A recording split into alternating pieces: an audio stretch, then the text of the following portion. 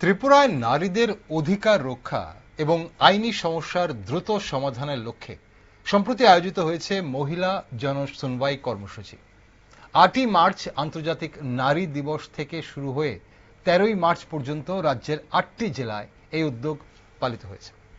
প্রশাসনের দাবি, নির্যাতিত বা আইনি সমস্যায় জর্জরিত মহিলাদের দ্রুত বিচার এবং তাৎক্ষণিক সহায়তা দেওয়াই ছিল এই কর্মসূচির মূল উদ্দেশ্য। এই কর্মসূচিতে মহিলারা সরাসরি মহিলা কমিশনের সামনে উপস্থিত হয়ে গার্হস্থ্য হিংসা, কর্মক্ষেত্রে যৌন হয়রানি, সাইবার অপরাধ, বৈবাহিক অধিকার এবং বিভিন্ন যে সরকারি প্রকল্প সংক্রান্ত সমস্যার কথা তুলে ধরেছেন। পুলিশ প্রশাসন এবং জেলা আইনি পরিষেবা কেন্দ্র বা ডিএলএস এর সহযোগিতায় একাধিক অভিযোগের অন স্পট সমাধান হয়েছে বলেও কিন্তু দাবি করা হচ্ছে। তবে এখানে উঠে আসছে কিছু গুরুত্বপূর্ণ প্রশ্ন। 6 দিনের এই কর্মসূচি কি সত্যি দীর্ঘদিনের জমে থাকা নারীদের আইনি সমস্যার স্থায়ী সমাধান দিতে পারবে? যারা সামাজিক বা পারিবারিক চাপে প্রকাশ্যে অভিযোগ জানাতে পারেন না, তাদের কাছে এই উদ্যোগ কতটা পৌঁছতে পেরেছে? অনস্পট সমাধান বলা হলেও সেই সমাধানগুলো কতটা আইনি ও টেকসই তা নিয়েও কিন্তু প্রশ্ন থাকছে। আর একটা বড় প্রশ্ন হলো, এই ধরনের কর্মসূচি কি কেবল প্রতীকী উদ্যোগ হয়ে থাকবে, নাকি এর মাধ্যমে দীর্ঘমেয়াদী একটি কার্যকর সহায়তা বাস্তবায়িত হবে বলে আগামী দিনে হতে পারে বলে আশা করা যায়? নমস্কার, আমি দীপেন আর আপনারা দেখছেন নিউজ ভ্যানগার্ড। রাজ্যে মহিলা জন সুনওয়াই কেন প্রয়োজন হলো এবং এই কর্মসূচি কতটা সফল তা নিয়ে একটি বিশেষ টক শোতে আজ আমার সাথে রয়েছেন ত্রিপুরা মহিলা কমিশনের চেয়ারপারসন ঝর্ণা দেববর্মা। ঝর্ণাদি, আপনাকে স্বাগত অনুষ্ঠানে। নমস্কার দিদি, এই যে মহিলা জন সুনওয়াই কর্মসূচি, এটার মূল প্রেক্ষাপট কি ছিল? মানে আমাদের রাজ্যে কি এমন পরিস্থিতি তৈরি হলো যে এই ধরনের একটা বিশেষ উদ্যোগ নেওয়ার প্রয়োজন হলো? প্রথমে আপনাদের চ্যানেলের মাধ্যমে আমি রাজ্যবাসীকে আমার ব্যক্তিগত পক্ষ থেকে এবং ত্রিপুরা মহিলা কমিশনের পক্ষ থেকে শুভেচ্ছা এবং অভিনন্দন জানাচ্ছি। তো আজকে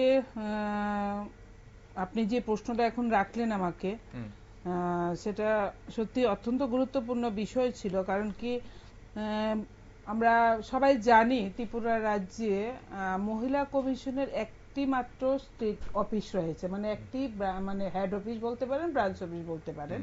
আমাদের 8টি জেলা, সেই জেলা থেকে আর আমাদের কোনো অফিস নেই যেখানে থেকে আমরা পরিষেবা দিতে পারবো মহিলাদেরকে। তো সেই জায়গায় দাঁড়িয়ে জনশুনবাইয়ের মাধ্যমে আমরা যে সিদ্ধান্ত নিয়েছি, সেই সিদ্ধান্তটা আমি বলবো আগামী দিন এই রাজ্যের অন্তিম মহিলা পর্যন্ত অত্যন্ত গুরুত্বপূর্ণ একটি কার্যক্রম আমাদের এই জনশুনবাই। অ্যাকচুয়ালি এই জনশুনবাই করার উদ্দেশ্য হলো, জনশুনবাই আমাদের বলবো না, সেটা ছিল আমাদের জাতীয় মহিলা কমিশনের প্রদত্ত একটি কর্মসূচি এবং ভারতবর্ষের প্রত্যেকটি রাজ্যে একসঙ্গে সেই 8 তারিখ থেকে 13 তারিখ পর্যন্ত সেই জনশুনবাই কার্যক্রম হয়েছে। তো আমরা প্রথম অবস্থায় সত্যি আমরা ত্রিপুরা রাজ্যে মহিলা কমিশনে আমাদের যে টিম, সেই টিম আমরা যখন জনশুনবাই কার্যক্রমের সূচনা আসলো, তখন আমরা নিজেরা বুঝে উঠতে পারিনি সেটা আমরা কতটুকু সফল হব বা কিভাবে করব। কিন্তু পরবর্তী সময়ে আমরা এতটা মানে নিজেদের মধ্যে একটা আন্ডারস্ট্যান্ডিং আমরা তৈরি করতে পেরেছি যে না, সেটা আমাদের অত্যন্ত গুরুত্বপূর্ণ একটি কার্যক্রম। কারণ যেহেতু প্রতিটা কার্যক্রমের মধ্যে প্রায় 8টি জেলার মধ্যে 7টি জেলায় আমি উপস্থিত যেতে পেরেছি, খোয়াই জেলায় আমি যেতে পারিনি। তো প্রত্যেক জেলায় যেভাবে আমরা প্রশাসনকে পাশে নিয়ে এই কর্মসূচিটা করেছি, সেখানে ক্রাইম উমেন যে ডিস্ট্রিক্ট পুলিশ ডিএসপি থেকে শুরু করে ডিএম, এডিএম বা ওয়ান স্টপ সেন্টার বা ওএসসি, এরকম বিভিন্ন যারা উমেন হাব, উমেন রিলেটেড কাজের সঙ্গে যারা যুক্ত, তাদেরকে আমরা ডিস্ট্রিক্ট ভিত্তিক ডেকেছি, তারাও আমাদের পাশে ছিল। তো এখানে মোটামুটি আমরা যে কার্যক্রমটা করেছি, সেই কার্যক্রমটা ছিল যে আমাদের কমিশনে যেগুলি লিপিবদ্ধ ছিল ডিস্ট্রিক্ট ওয়াইজ, সেইগুলি আমরা প্রথম অবস্থায় আমরা করেছি, তাদেরকে আমরা চিঠি দিয়েছি বা তাদেরকে আমরা বাই ফোনে আমরা বলে দিয়েছি। কিন্তু এই কার্যক্রমটা 8 তারিখ শুরু হওয়ার আগে আমরা প্রত্যেকটি জেলায় ডিএম এর সঙ্গে পার্সোনালি আমরা মিট করি।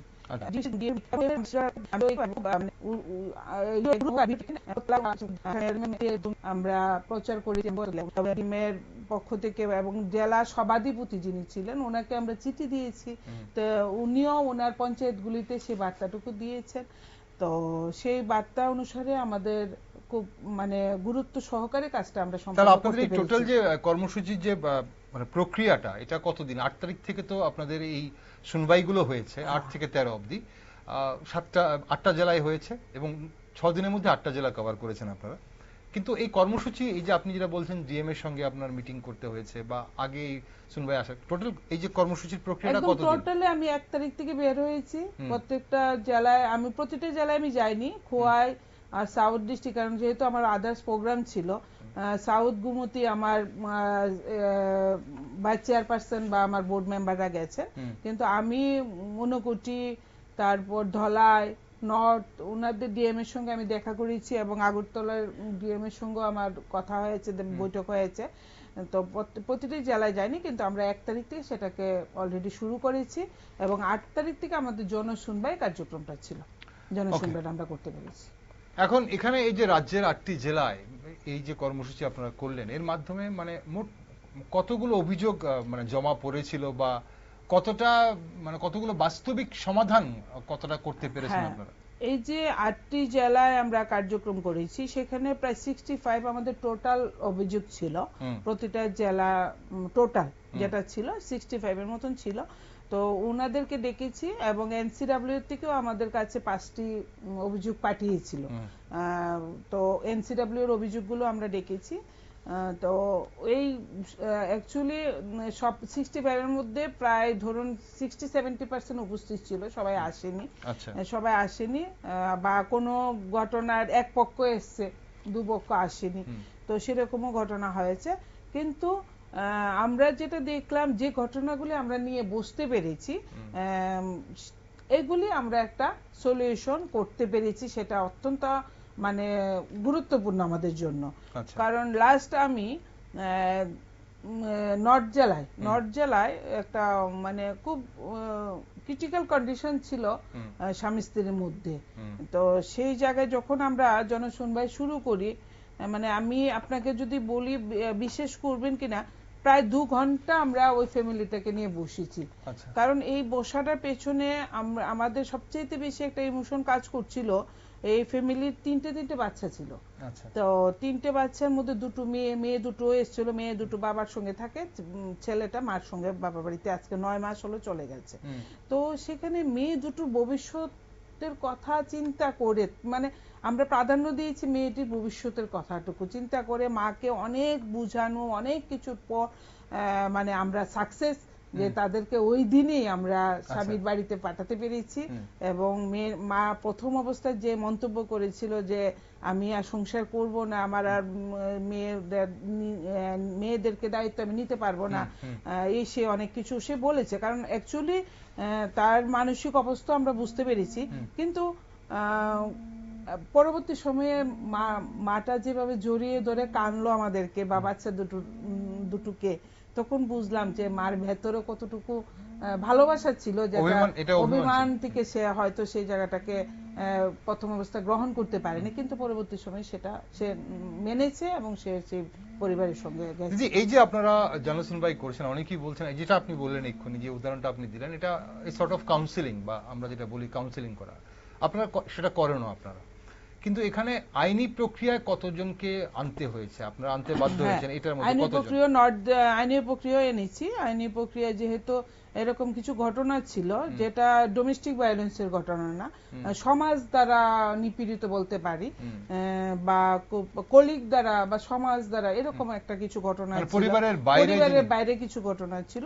সেই ঘটনা আমাদের সঙ্গে যেহেতু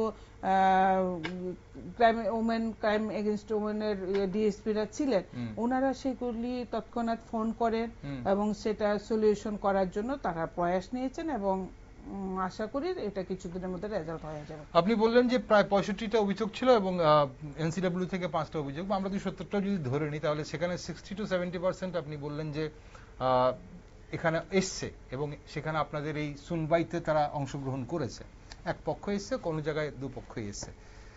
আর সবচেয়ে বড় কথা হচ্ছে এখানে কতটা পার্সেন্টেজ আপনি ধরবেন যে গার্হস্থ্য হিংসা, আর কতটা ধরুন যে বাইরের মানুষ বা সমাজ দ্বারা বা কর্মক্ষেত্রে বা বিভিন্ন যে প্রকল্পর আয়তায় যে মহিলারা রয়েছে বিভিন্ন প্রকল্প, এখানে আমরা যে জিনিসটা অ্যাকচুয়ালি আপনি যে কথাটা প্রথমে বললেন জনশুনবাই, কিন্তু এই কাজটা কিন্তু আমরা প্রতিনিয়তই করে থাকি, যেটাকে বলি কাউন্সিলিং।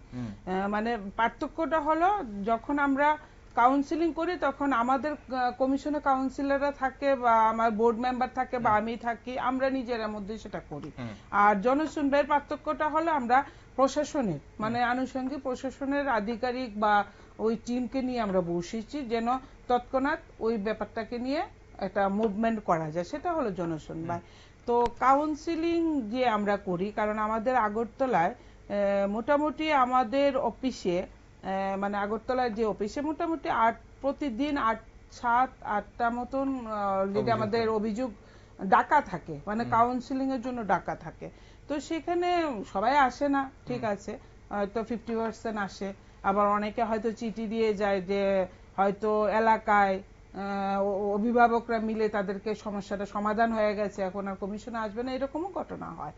তো এখানে আমরা বর্তমান সময়ে দাঁড়িয়ে যদি বলি, আমাদের বর্তমান সময়ে দাঁড়িয়ে যদি নারীর অত্যাচারের কথা ভাবি, সেখানে গার্হস্থ্য হিংসা থেকে বেশি যেটা এখনকার সময়ে যেটা হচ্ছে সেটা হলো ওই মানে পরকীয়া জিনিসটা একটু বেশি বেড়ে গেছে। মানে সাইবার ক্রাইমগুলো বেশি হচ্ছে, সাইবার ক্রাইম না, পরকীয়া। মানে স্বামী হয়তো অন্য মহিলার সঙ্গে জড়িয়ে গেছে, বা এরকমও দেখছি স্বামী তার সন্তান বা মিসেসকে রেখে আবার দ্বিতীয় বিয়ে করার রাস্তায় হাঁটছে, হয়তো বিয়েটা লিগেলি করেনি কিন্তু একসঙ্গে থাকছে, সেই ধরনের ঘটনাটা একটু বেশি পরিমাণে আসছে। আর গার্হস্থ্য হিংসা যেটা আমরা বলবো, সেটার মধ্যে একটা গুরুত্বপূর্ণ বিষয় আমাদের নজরে আসছে, সেটা প্রতিটা জেলাতেই সেম। কারণ আমরা আমাদের আগরতলা ওয়েস্ট ডিস্ট্রিক্ট ছাড়াও কিন্তু আমরা কাউন্সিলিং অলরেডি সাউথে করি, মাসে দুবার, মানে 2-3 মাস পরে পরে যাই। ক্যাম্প করে করা হয়? হ্যাঁ, আমরা অলরেডি শান্তিবাজারে যাই, আর নর্থে আমরা করি 2-3 মাস পর পর, মানে কাউন্সিলিং করি। তো সেই জায়গায় আমরা যখনই কোনো গার্হস্থ্য হিংসা বা এই যে পরকীয়া বা যে কোনো ঘটনায় আমাদের কাছে আসছে, সেটাকে যখন আমরা তার ইনভেস্টিগেশনে গিয়ে যখন তার মূল কারণে যায়, তখন সেখান থেকে একটা তথ্য বেরিয়ে আসছে, সেটা হলো চাইল্ড ম্যারেজ।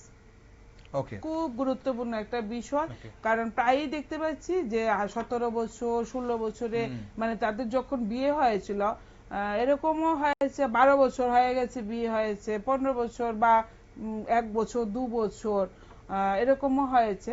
তো যখন বিয়ে হয়েছে তখন 18 আগে হয়েছে, তখন সে নাবালিকা ছিল। তো পরবর্তী সময়ে তার এটা একটা গার্হস্থ্য হিংসার একটা রূপ পায়, বা স্বামী অন্য পথে চলে যায়, বা এইটাই আমরা বেশি একটা লক্ষ্য করতে পারছি। মানে আমরা সর্বতভাবে আজকে আপনার এখানে বসেও বা আমি যখনই যে কোনো, কারণ আমি বিভিন্ন জেলায় যখন গেছি সেখানে অনেকগুলি আবার প্রোগ্রামও আমি করেছি পাশাপাশি। তো ওই প্রোগ্রামগুলিতে বা যখনই আমি স্কুল গুলিতে যাই বা আমাদের অ্যাওয়ারনেস প্রোগ্রামগুলি থাকে, সেখানে আমি সবচেয়ে বেশি বর্তমান সময়ে দাঁড়িয়ে যে কথাটাকে বারবার বলার চেষ্টা করি, এবং আপনাদের চ্যানেলের মাধ্যমে আমি সেটা বলছি যে আমাদের প্রত্যেক ঘরের মেয়েদেরকে বাল্য বিবাহ থেকে রক্ষা করতে হবে। মানে বাল্য বিবাহ আমাদের আগামী প্রজন্মকেও সেই ডোমেস্টিক ভায়োলেন্সের দিকে, মানে গার্হস্থ্য হিংসার দিকে নিয়ে আসবে। তাই প্রত্যেক কন্যা সন্তানের পিতামাতার কাছে আমার সেটা মানে থাকবে, আমার আবেদন থাকবে যে ঘরের মেয়েটিকে অন্তত 18তেও বিয়ে দেওয়া উচিত নয়, যেটা বাস্তব। 18 তো একটা মেয়ের বয়স অন্তত 21-22 না হলে সে নিজের ভেতরে মানে তার যে ছেলে মানুষই সেটাই শেষ হয় না, সে কিভাবে একটা সংসারকে গিয়ে দেখবে বা নিজে সংসার জিনিসটা কি বুঝবে। তো সেটা অত্যন্ত গুরুত্বপূর্ণ বিষয়, তাই এই জিনিসটা আমরা বেশি লক্ষ্য করতে পেরেছি এবার।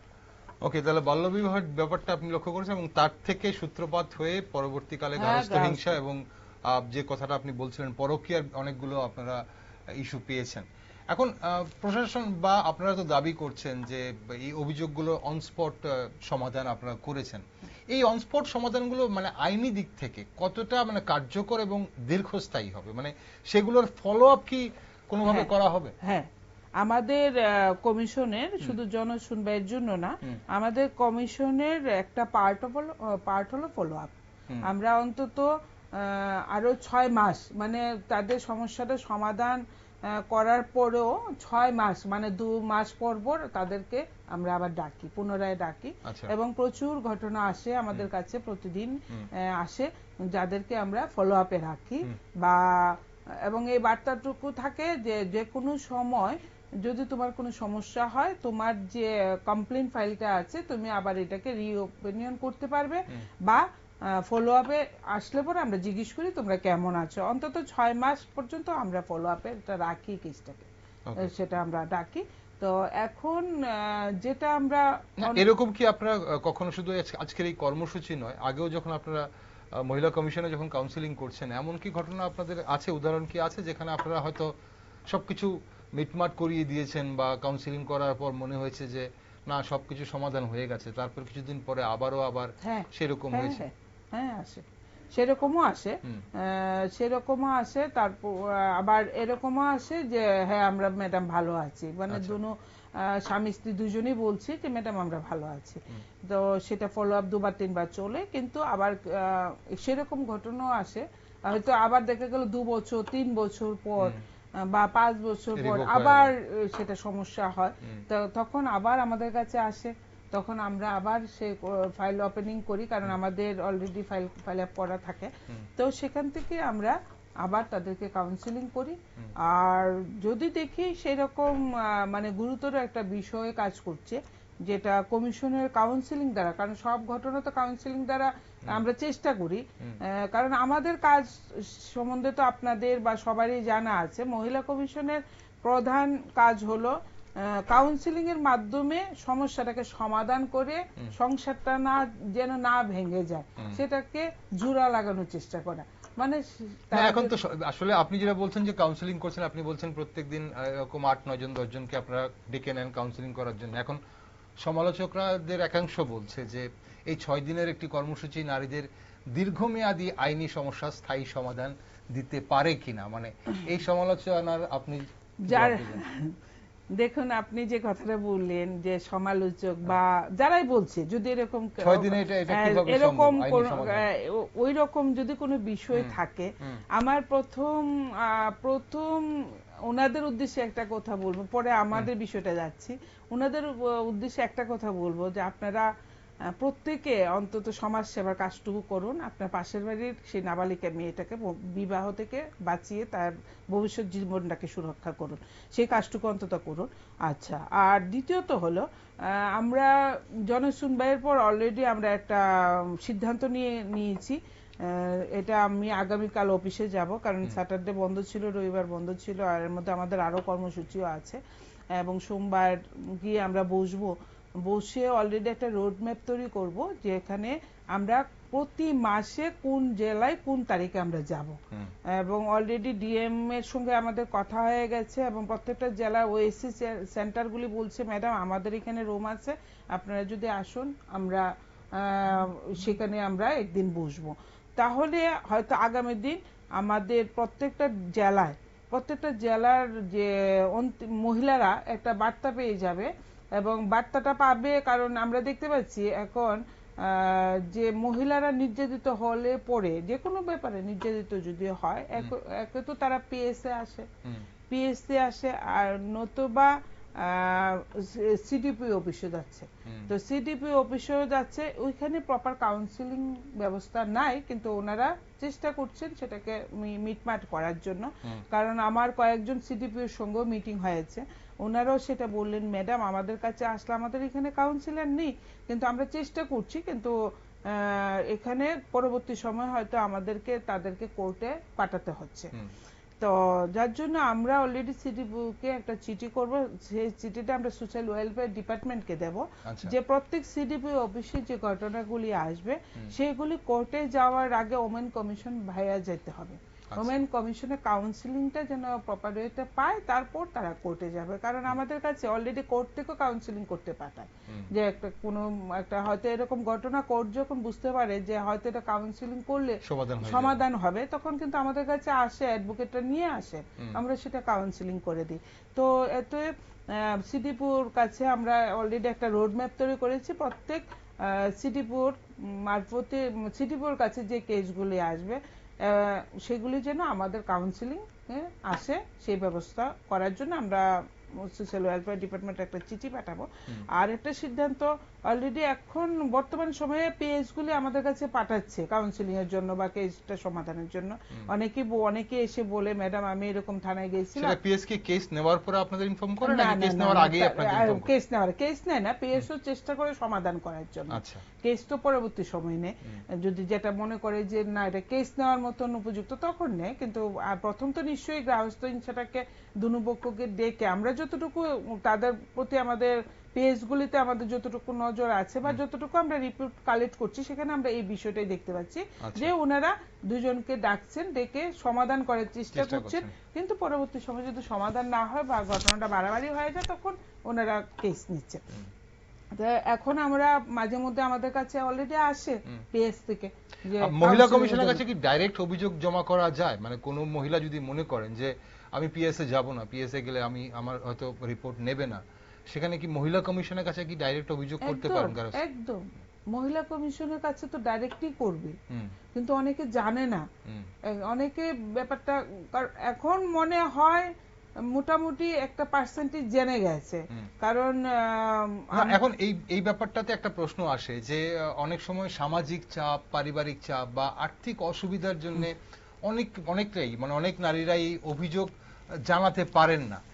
এই কর্মসূচি কি মানে আপনাদের এই যে জনশুনবাই সেই সব নীরব ভুক্তভোগীদের কাছে পৌঁছতে পেরেছে? আপনারা তার জন্য কি করেছেন? আমরা যদি বলি যে হ্যাঁ প্রত্যেক নীরব ভুক্তভোগীদের কাছে পৌঁছতে পেরেছে, তাহলে আমি নিজেই বলবো না। কেন পৌঁছাতে পারেনি? সেটা এত অল্প সময়ের মধ্যে সেটা সম্ভব না, আমি কেন সেটাকে বলবো? হ্যাঁ, কিন্তু আমরা যে প্রয়াসটা করব আগামী দিন, সেটা আপনারা জানতে পারবে যে আমরা প্রত্যেকটা জেলা ভিত্তিক যখন একটা ফিক্সড ডেট আমরা তৈরি করে ফেলবো। যেমন নর্থ ডিস্ট্রিক্ট মাসের 10 তারিখ আমরা যাব, 10 তারিখে আমরা নর্থ ডিস্ট্রিক্টে আমরা কাউন্সিলিং করবো, ঊনকোটিতে আমরা এত তারিখ, এরকম যখন আমরা একটা চার্ট তৈরি করে ফেলবো, তখন কিন্তু সেটা অলরেডি ছড়িয়ে যাবে এবং সেটা কিন্তু অলরেডি মানুষকে জানানোর ব্যবস্থা করা হবে। এবং এটা তো বিভিন্ন ডিপার্টমেন্ট ওনারা জানিয়ে দেবেন বা আমাদের টিআরএলএম এর থেকেও জানানো হচ্ছে। টিআরএলএম নিয়েও আমি মিটিং করেছি আগরতলায়, এবং নেক্সট আমি প্রত্যেকটা ডিস্ট্রিক্টে টিআরএলএম কে নিয়ে মিটিং করব। কারণ টিআরএলএম এর এসএসজি গ্রুপগুলি প্রত্যেকটা এলাকায় স্প্রেড আছে। আশা অঙ্গনারী দিদিদেরকে নিয়ে মিটিং করব যখন আমাদের ডেটটা ফাইনাল হয়ে যাবে। তখন তাদেরকে নিয়ে যখন আমি মিটিং করব এবং তাদের কাছে যখন আমি এই ডেটটা দিয়ে দেবো, তাহলে 100% যা আসবে। কিন্তু একটা কথা এটাও ঠিক, আপনি যেটা বলেছেন যে সবাইকে আসবে না, সবাই আসবে না। অনেকে হয়তো সে একটা ফ্যামিলি চাপ থাকে। তো আমরা সবসময় সেই কথাটাই বার্তাটাই বলি, সবার কাছে বলি যে দেখুন, যদি এই ধরনের ঘটনা মানে পারিবারিক যদি যে কোনো ঘটনা, শুধু যে স্বামীর সঙ্গে হচ্ছে তা না, পরিবারের অন্যদের সঙ্গে হচ্ছে, তো যে কোনো ঘটনা যদি ছোট থাকতে একটা কাউন্সিলিং হয়। কারণ এখন কিন্তু আর আগের মতন এই না যে মানে ওই জিনিসটা অনেকটা কম, যেটা পণ প্রথা ছিল এটা অনেকটা কমেছে। মানে আমরা যেটা স্টাডি করি কেসগুলি, সেখানে কিন্তু এখন শুধু হচ্ছে একজন আরেকজনকে মেনে নিতে পারছে না, একজনের দোষ ধরছে বা সংসার সহনশীলতা কমে গেছে, বা একজন মানে একটা মেয়েও তো শ্বশুর বাড়িতে যাওয়ার পরে বাবার বাড়ি একরকম পরিবেশ, আরেক রকম পরিবেশে গিয়ে পড়ে, বা স্বামী একটা ছেলে বিয়ে করার পর বউকে কিভাবে দেখতে হয়, মাকে কিভাবে দেখতে হয়, ওই জিনিসটার মধ্যে একটা গ্যাপিং আসছে। তো ওই সমস্ত ব্যাপারের জন্য কিন্তু এই ঘটনাগুলি এখন হচ্ছে। তো আমরা সবসময় এই বার্তাটুকু দিই যে যে কোনো ঘটনায় যদি অল্পতে মানে ঘটনাটা সূত্রপাতে যদি একটা কাউন্সিলিং করানো যায়, তাহলে কিন্তু ঘটনাটা সলিউশন হয়ে যায়। কিন্তু অনেক সময় ঘটনাটাকে মেয়েটা যদি এরকম কোনো ওয়ে না পায়, ঘটনাটা যদি ঘটতে ঘটতে একটা বিরাট আকার ধারণ করে, তখন কিন্তু অনেক এরকম একটা ঘটনা হয়, হয়তো তাকে করতে হয়, সুসাইড করতে হয় বা বাড়ি ছাড়তে হয়, এই ধরনের ঘটনা হয়। তো এতেও আমরা সেই বার্তাটুকু অবশ্যই রাখবো যে যে কোনো ঘটনায় কমিশনের কাছে আসো, এসে অন্তত এটাকে সলিউশন করার আমরা চেষ্টা করব, এবং পরবর্তী যে স্টেপ একটা ওমেনের জন্য থাকবে সেটা আমরা অবশ্যই দেব। সেটা একটা এখানে এই যে পুলিশ প্রশাসন এবং জেলা আইনি পরিষেবা কেন্দ্র মানে ডিএলএস এর কথা যেটা আপনিও বলছেন, এই তাদের সহযোগিতার কথা বলা হচ্ছে, এই সমন্বয় মানে বাস্তবে কতটা কার্যকর ছিল এবং ভবিষ্যতে এটিকে মানে আরো শক্তিশালী মানে করা কি যাবে বা হবে কি? একদম, কারণ আমি বলবো যে আমাদের এই জনশুনবাই কার্যক্রমের আগে যদিও সদরে আমরা মানে ওয়েস্ট ডিস্ট্রিক্টে আমরা একটা এক ছাতার নিচে কাজ করার চেষ্টা করেছি, কিন্তু অন্যান্য জেলায় সেটা ততটা হয়ে উঠেনি। কিন্তু এই জনশুনবাই কিন্তু আমাদের মধ্যে একটা সংযোগ হয়েছে, এবং কিভাবে যেরকম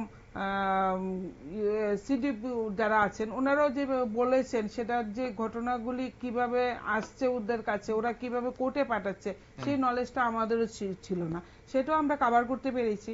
তো আমরা এখন অলরেডি যে প্ল্যানিং এ হাঁটছি সেটা হলো যে আমরা এই সবাইকে নিয়ে ওএসসি সেন্টারে কাউন্সিলিং হচ্ছে, তাদেরকে নিয়ে ওমেন হাব এবং সিডিপিও বা আমাদের প্রশাসনের অন্যান্য যে ডিপার্টমেন্টগুলি আছে যারা ওমেন সংক্রান্ত কাজ করে থাকেন তাদেরকে নিয়ে এক ছাতায় যদি কাজ করি, তাহলে হয়তো কোর্টে পর্যন্ত আমরা যদি কেসটাকে না গড়াতে চাই, তাহলে অবশ্যই আমরা সবাই মিলেই কাজ করতে হবে। ওকে দিদি, আমরা যখনই মহিলা কমিশনের কথা বলি বা ধরুন এই ধরনের মহিলা জনশুনবাই কথা বলছি, তখনই কিন্তু সবার চোখের সামনে হয়তো একটা জিনিসই ভাসে, গার্হস্থ্য হিংসা। বা আপনি আর একটু বিস্তারিত বললেন যে পরকীয়া আজকাল একটা বিরাট বড় সমস্যা, বাল্যবিবাহ সমস্যা, বাল্যবিবাহকে সূত্র ধরে কিন্তু আগামী দিনে গার্হস্থ্য হিংসা হচ্ছে। কিন্তু ওটা অন্য দিক আছে, বা পরিবারের বাইরে মহিলারা বিভিন্নভাবে সমাজের অপরাধের শিকার হন। এখানে অনেকেই হয়তো জানেন না যে ত্রিপুরাতে মহিলাদের বা নারীদের জন্য বিভিন্ন যে প্রকল্পগুলো রয়েছে কেন্দ্র সরকার এবং রাজ্য সরকারের, ত্রিপুরা মহিলা উদ্যোক্তা নীতি, লাখপতি দিদি, মুখ্যমন্ত্রী শ্রমিক কল্যাণ প্রকল্প, মুখ্যমন্ত্রী বালিকা সমৃদ্ধি যোজনা, মুখ্যমন্ত্রী কন্যা বিবাহ যোজনা, মুখ্যমন্ত্রী মাতৃপুষ্টি উপহার, জননী সুরক্ষা যোজনা, মুখ্যমন্ত্রী সামাজিক সহায়তা প্রকল্প, নারী আদালত, সরকারি চাকরিতে সংরক্ষণ, বিনামূল্যে উচ্চশিক্ষা, এই ধরনের অনেকগুলো প্রকল্প রয়েছে।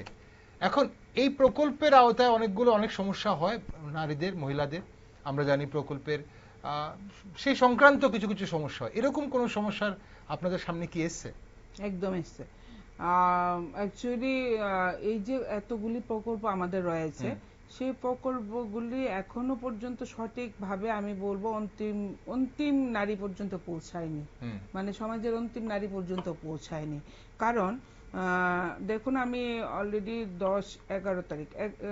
11 তারিখ আমি ধলাই ডিস্ট্রিক্টে আমাদের জনশুনবাই ছিল, তা আমি যাব বলে ওইখানকার সমাজ কল্যাণ দপ্তর আবার একটা অ্যাওয়ারনেস প্রোগ্রাম রেখেছে, ওই হলেরই একটা হলে ওইখানে একটা অ্যাওয়ারনেস প্রোগ্রাম রেখেছে, যেখানে প্রচুর, এবং সেটার আলোচনার বিষয় ছিল বিভিন্ন সরকারি প্রকল্প। তো ওইখানটায় অনেক অঙ্গনারী, আশা এবং এসএসজি গ্রুপের দিদিরা উপস্থিত ছিলেন। তো আমি যখন সমস্ত প্রকল্পগুলো আলোচনা করলাম, তখন অনেকে, আমার কাছে ভিডিওগুলো আছে, অনেকে প্রশ্ন করেছে যে আমরা এটা জানি না।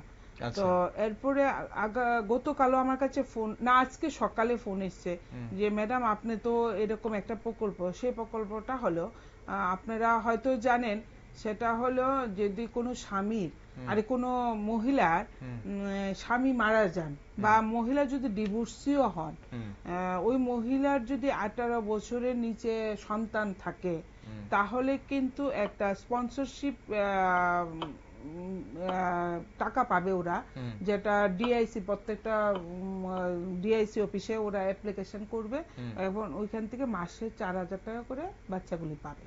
আচ্ছা, তো এই যে এই ব্যাপারটা কিন্তু অনেকেই জানে না, সেটা এখানে নয়, আমি মোহনপুরেও যখন গেছি সেখানেও আলোচনা, বিভিন্ন জায়গায় এই ব্যাপারটা যখন আলোচনা করি তখন অনেকে বিষয়টা জানে না যে কি করা, মানে এটা নিয়ে কি করতে হবে। তো তো এই যে এখন বর্তমান সময়ে আমরা সবাই জানি কিছুদিন আগে আমাদের ত্রিপুরা সরকার অলরেডি মুখ্যমন্ত্রী বালিকা বিবাহ যোজনা একটা তৈরি করেছেন, বা বালিকা সমৃদ্ধি যোজনা, বালিকা বিবাহটাও অন্তর্দয় ফ্যামিলিতে যদি 18 বছরের উপরে কোনো মেয়ের বিয়ে হয়, অন্তর্দয় ফ্যামিলিতে 18 বছরের উপরে যদি কোনো মেয়ের বিয়ে হয় সেখানে 50,000 টাকা দেওয়া হবে। সেটা অত্যন্ত গুরুত্বপূর্ণ। বা 18 বছরের অন্তর্দয় ফ্যামিলিতে যদি কোনো কন্যা সন্তানের জন্ম হয় সেখানেও 50,000 টাকা একটা বন্ড দেওয়া হবে। তো সেটা বলবো কি আমাদের রাজ্যের সেই অন্তর্দয় ফ্যামিলিগুলি যারা এখনো মেয়ে কন্যা সন্তানকে বার্ডেন হিসেবে ভাবছেন, মানে বোঝা হিসেবে ভাবছেন, যে না ওকে আমাকে বিয়ে দিতে হবে, হয়তো বিনা পণে যদি কোথাও বিয়ের একটা আলাপ আসছে তাকে দিয়ে দিতে পারলে বাঁচি, তারা এতটা যাচাই করছে না। তো সেই জায়গায় কিন্তু ওই বিষয়টা কিন্তু একটা গুরুত্বপূর্ণ প্ল্যাটফর্ম তৈরি করেছে যে অন্তর্দয় ফ্যামিলিগুলি কন্যাদের ভবিষ্যতের জন্য। তো সেগুলি নিয়ে আমরা প্রচন্ড আলোচনা করি, প্রচন্ড ভাবে আলোচনা করি। এখন যেসব অভিযোগ আপনি বলছিলেন, অনেকগুলো অভিযোগ আপনারা সমাধান করেছেন, এখন যেসব অভিযোগগুলো তাৎক্ষণিক সমাধান করা সম্ভব হয়নি বা হয়নি, সেগুলোর জন্য কমিশনের কাছে কি কোনো দীর্ঘমেয়াদী মানে আইনি সহায়তা বা পর্যবেক্ষণের ব্যবস্থা আপনারা রয়েছে? আমি ওরা জানি না কতটুকু টাইম আছে। আমি আরেকটা বিষয় নিয়ে, গুরুত্বপূর্ণ বিষয় হঠাৎ মনে হলো, সেটা হলো আপনারা হয়তো জানেন আমরা 7 মার্চ আন্তর্জাতিক নারী দিবসকে সামনে রেখে আমরা ওয়েস্ট ডিস্ট্রিক্টের ডিএম অফিসের নিচতলায় আমরা একটা pre marital counselling centre, communication centre বলতে পারি, প্রি মেরিটাল কমিউনিকেশন সেন্টার একটা আমরা উদ্বোধন করেছি। সেটা আমাদের প্ল্যানিং আছে যে প্রত্যেকটা জেলায় সেটা আমরা করব। আচ্ছা। এবং আশা করি 1-2 মাসের মধ্যে নর্থ ডিস্ট্রিক্টেও সেটা আমরা উদ্বোধন করে নেব। এবং প্রত্যেক জেলা ডিএমদের সঙ্গে আমার কথা হয়েছে, ওনারা সবাই রাজি আছে। তো সেই কাউন্সিলিং সেন্টার কাকে করবেন আপনারা বিবাহের আগে? বিবাহের আগে। এখন দেখুন যে বিবাহের আগে কোনো ছেলে মেয়ের বিবাহ যখন স্থির হয়, বা কোনো ছেলে বা মেয়ে যদি নিজেরা পছন্দ করে বিয়ে করতে যায়, তাদের লাইফস্টাইল বিভিন্ন রকম হতেই পারে। তো ওই জায়গায় দাঁড়িয়ে যদি একটা কাউন্সিলিং করা যায় তাহলে আগামী দিন যেন তাদের মধ্যে একটা আন্ডারস্ট্যান্ডিং হয়। কারণ আমরা এটা তো জানি সামাজিক বিবাহ হলে এখন কিন্তু পরিবারও বলে যে 1 মাস বা 15 দিন ওরা কথা বলবে, ঘুরবে বা যাবে, একে অপরকে জানবে। তো একে অপরকে জানবে, সবটাই ঠিক আছে, একে অপরকে জানা খুব যেরকম গুরুত্ব, কিন্তু আগামী দিন বিবাহের পরে তাদের জীবনটাকে কিভাবে তৈরি করতে হয়, বা একটা মেয়ের কতটুকু দায়িত্ব থাকে স্বামীর পরিবারের প্রতি, শুধু স্বামীর প্রতি না, তার পরিবারের প্রতি, মা বাবার প্রতি, এবং একটা ছেলেরও কি কতটুকু দায়িত্ব থাকে তার শ্বশুর বাড়ির প্রতি, বা দুইজনে যদি জব করে সেই জবটাকে করতে গেলে দুজনকে পরিবারটাকেও সংসারটাকেও একসঙ্গে দেখতে হবে। এই সমস্ত বিভিন্ন বিষয় নিয়ে সেখানে একটা কাউন্সিলিং করা হবে, যেটা আমরা আশা করছি আগামী দিন হয়তো বৈবাহিক জীবনেও সেটা গুরুত্বপূর্ণ হবে সেই ছেলে মেয়েদের জন্য। ওকে, এখন অবশ্যই মহিলা কমিশন, আমি যেটা বলছিলাম যে মহিলা কমিশনের কাজ বলতেই শুধু গার্হস্থ্য পরিসরে শুধু মহিলা কমিশন কাজ করে, গার্হস্থ্য পরিসরে যে সমস্যাগুলো হয় পরিবারের ভেতরে তা তো নয়, অবশ্যই নারীদের যে কোনো জায়গায় কোনো অপরাধ হওয়া মানেই মহিলা কমিশন পাশে দাঁড়ায়। এখন এই কর্মসূচি কি ভবিষ্যতে একটি মানে নিয়মিত বা স্থায়ী প্ল্যাটফর্মে পরিণত করার কোনো পরিকল্পনা আপনাদের? হ্যাঁ, আমি তো বললামই আপনাকে, আপনি যেটা বললেন যে প্রত্যেকটা জেলায় জেলায় করবেন। প্রত্যেকটা জেলায় জেলায় আমরা ডেট করে নেব, ডেটটা কিছুদিনের মধ্যে আমরা ফাইনাল করে নিচ্ছি। ওই প্রত্যেকটা জেলায় আমাদের টিম বা আমি বা আমার বোর্ড মেম্বার ওনারা যাবে, সেখানে জানা থাকবে যে ওমেন কমিশন আসছে, এবং প্রয়োজনে আমরা অন্যদেরকে ডাকবো বা কাউন্সিলিং করব, নতুন কেস নেব। এবারও আমরা শুধু যে পুরনো কেসগুলিকে, পুরনো যেটা ফাইলিং ছিল সেটাকে করিনি, আমরা বেশ কয়েকটা জেলায়, বিশেষ করে সাউথ ডিস্ট্রিক্টে তারপর খোয়াই অনেকগুলি নতুন ফাইলও লিপিবদ্ধ হয়েছে। তাদেরও তো কাউন্সিলিং করতে হবে, কারণ আমরা প্রায় সময় অনেক মহিলারা আমাদেরকে ফোনে যখন যোগাযোগ করে, আর বিশেষ করে ম্যাক্সিমাম ফোন আমার মোবাইলেই আসে, কারণ অনেকে হয়তো অনলাইন বা আমার যেহেতু একটা পরিচিত রয়েছে অনেক জায়গায় নাম্বারটা পেতে সুবিধা হয়, তাই আমাকে ফোন করে। তো অনেকে বলে ম্যাডাম এত দূরে আগরতলা কি করে আসবো, আমার গাড়ি ভাড়া নেই বা আমি আসতে পারবো না, এরকম ধরনের একটা সেই দূরত্ব ডিস্টেন্সটা একটা বড় বিষয় হয়। তার জন্য আপনি জেলাভিত্তিক অফিসে কথা বলেন। জেলাভিত্তিক যদি আমরা করি, অফিস তো করতে পারবো না আমাদের, তো কিন্তু আমরা যদি অন্তত একটা ডেট ফিক্সড করে নিই, একটা সেটআপ করে নিই, তাহলে হয়তো আমরা আগামী দিন আমাদের যে প্রয়াস, আমাদের ওমেন কমিশনের যে কাজ বা আমাদের যতটুকু দায়িত্ব কর্তব্য, সেটা আরেকটু ভালোভাবে আমরা মহিলাদেরকে দিতে পারবো। ওকে দিদি, অনুষ্ঠানের শেষ পর্বে চলে এসেছি আমরা। মহিলা কমিশনের কাছে এই মুহূর্তে মানে কোন জায়গাটাকে আপনি অগ্রাধিকার দেবেন, মানে কোন কাজগুলোকে? আপনার এই কর্মসূচি তো আপনি করলেন এবং মহিলা কমিশন তো অনেকগুলো কাজ করছেন আপনারা, আপনার কি মনে হয়? আপনি যেটা শুরুতেই বলছিলেন যে পরকীয়া বা বাল্য বিবাহটাকে রোধ করার জন্য একটা গুরুত্বপূর্ণ ভূমিকা নিচ্ছেন মহিলা কমিশন এবং সবাইকে নেওয়ার জন্য আপনি আহ্বান রেখেছেন, কোন জায়গাগুলোতে এই মুহূর্তে অগ্রাধিকার দেবেন? এই মুহূর্তে অ্যাকচুয়ালি সবচেয়ে বর্তমান সময়ে মানে আমার যে বিষয়টা সবচেয়ে গুরুত্ব মনে হয়, সেটা হলো আরো বেশি বেশি পরিমাণে অ্যাওয়ারনেস প্রোগ্রাম মানে বাড়াতে হবে।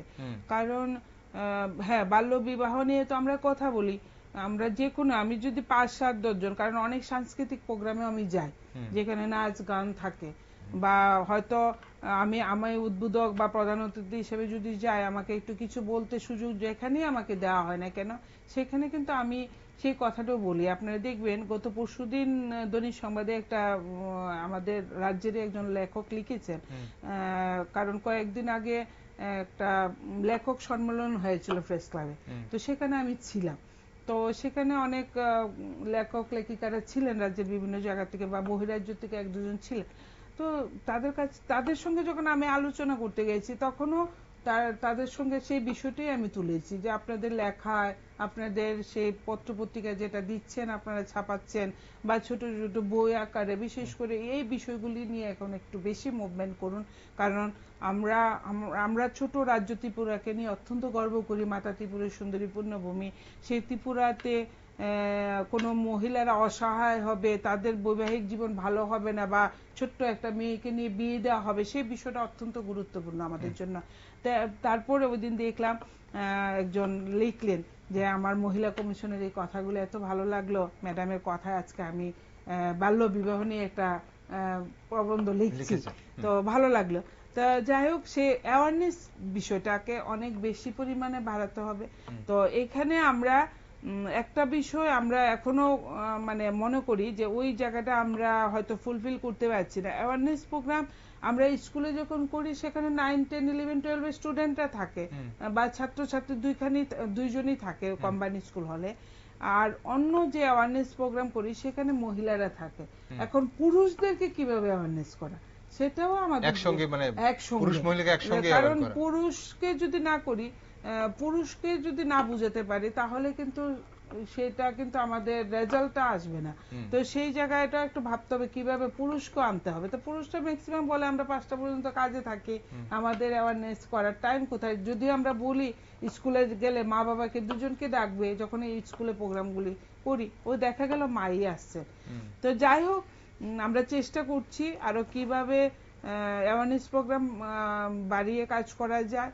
আর আমরা শুধু যে ওমেন কমিশন গৃহস্থ হিংসা বা আমাদের কাছে যেগুলো আসে সেগুলো নিয়ে কাজ করি তা নয়, আমরা এতটুকু আশ্বস্ত করতে চাই এই রাজ্যের সমস্ত মহিলাদেরকে, যে কোনো ধরনের সরকারি প্রকল্প যেটা আপনার পাওয়ার মৌলিক অধিকার, মানে আপনার পাওয়ার অধিকার ছিল, সেখান থেকে যদি আপনি বঞ্চিত হন, অবশ্যই আমাদের কাছে আসবেন। আমরাও সেই বিষয়টা নিয়ে কথা বলবো এবং সেই বিষয়টা থেকে কিভাবে আপনাকে এই বিষয়টা উপলব্ধি করতে পারি, সেটা আমরা কাজ করব অবশ্যই। তো এইভাবে আমরা কাজ করে যাচ্ছি। অসংখ্য ধন্যবাদ দিদির সঙ্গে থাকার জন্য। আজ বিস্তারিত আলোচনা আমরা অবশ্যই করলাম আপনার এই মহিলা জন সুনওয়াই কর্মসূচিকে নিয়ে, পাশাপাশি মহিলা কমিশন কিভাবে কাজ করছে, আমাদের নজর তো রয়েছেই। আমরা অবশ্যই জানবো এবং জানাবো সবাইকে। অসংখ্য ধন্যবাদ সঙ্গে থাকার জন্য। ধন্যবাদ। দর্শক বন্ধুরা, মহিলা জনসুনওয়াই কর্মসূচি ত্রিপুরায় নারী সুরক্ষা অধিকার রক্ষার ক্ষেত্রে একটি গুরুত্বপূর্ণ পদক্ষেপ হিসেবে দেখা হলেও এর প্রকৃত সফলতা নির্ভর করবে কেবল অভিযোগ শোনার মধ্যে সীমাবদ্ধ না থেকে সেগুলোর বাস্তবিক আইনি অগ্রগতি ও প্রশাসনের ধারাবাহিক নজরদারি এবং ভুক্তভোগী নারীরা সত্যি কতটা দ্রুত ও কার্যকর ন্যায় বিচার পাচ্ছেন তার উপর। এই ধরনের কর্মসূচির মূল লক্ষ্য হওয়া উচিত রাজ্যের নারীদের উপর অপরাধ কমিয়ে আনা। সেই লক্ষ্যে এই উদ্যোগ কতটা সফল হচ্ছে তা সময়ের সাথেই পরিষ্কার হবে। আমরা সেদিকে অবশ্যই নজর রাখব। সঙ্গে থাকুন। আর সব নিউজ আপডেট এবং টকশো দেখার জন্য চোখ রাখুন শুধুমাত্র নিউজ ভ্যানগার্ডে।